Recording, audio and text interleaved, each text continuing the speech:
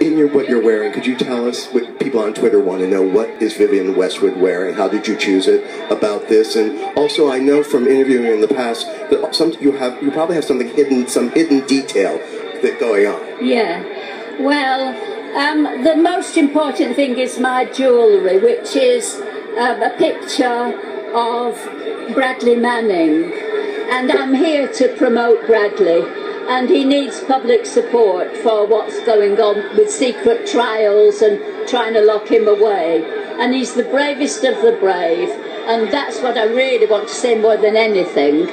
And because punk, when I did punk all those years ago, my motive was the same, justice and try and have a better world. It really was about that. But I've got different methods nowadays. That's one thing. But Miss Westwood. is that it? That's it. Thank you so much. We don't have more time, but you got the message out. Thank you. Hillary, how's it up there? Love Vivian Westwood. Andrew Bolton is the curator in the Costume Institute at the Met and has overseen many of the museum's most memorable exhibitions, including the record-breaking Alexander McQueen show in 2011. The influence of punk's aesthetic is something he's been wanting to explore in greater depth since he touched on the attitude of punk and Anglomania in 2006. Let's take a look.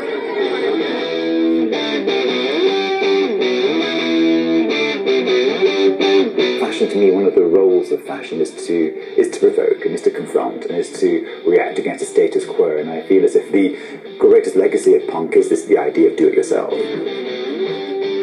What I wanted to do was look at the different sort of manifestations of the DIY aesthetic in high fashion, and I broke them down to hardware, which is in a way the more formalistic co-option of punk, which is the safety pins and the studs and the zippers, the more obvious adoption in a way of the language.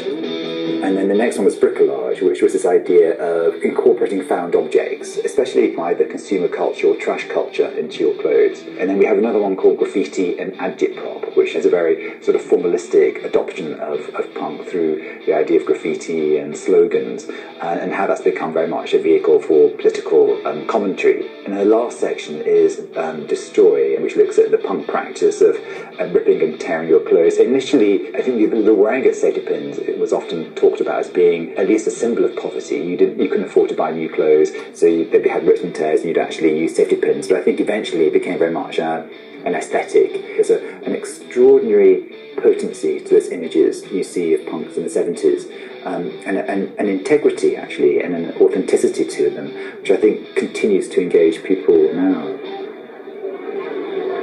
Amazing. And I'm here with January Jones. January, you look fabulous. Thank you very much. And whose dress are you wearing tonight? Chanel. Cool. And did you ever have a punk kind of phase in your life? Yeah, I think all young women did. I mean, I think what represented to me was just kind of anti-establishment. So I think that we all had that sort of phase as young women.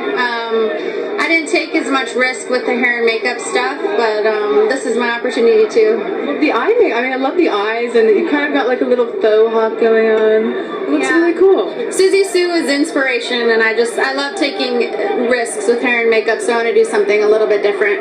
And, I mean, you always look stunning when you walk on red carpets, and you have a great sense of fashion, and you really just dress to your body. Was there anything that you wanted to do differently tonight, or that you wanted to go outside of the box? Well, with the hair and makeup, like you said, I wanted to do a short gown. I mean, punk represented to me was something just, I wanted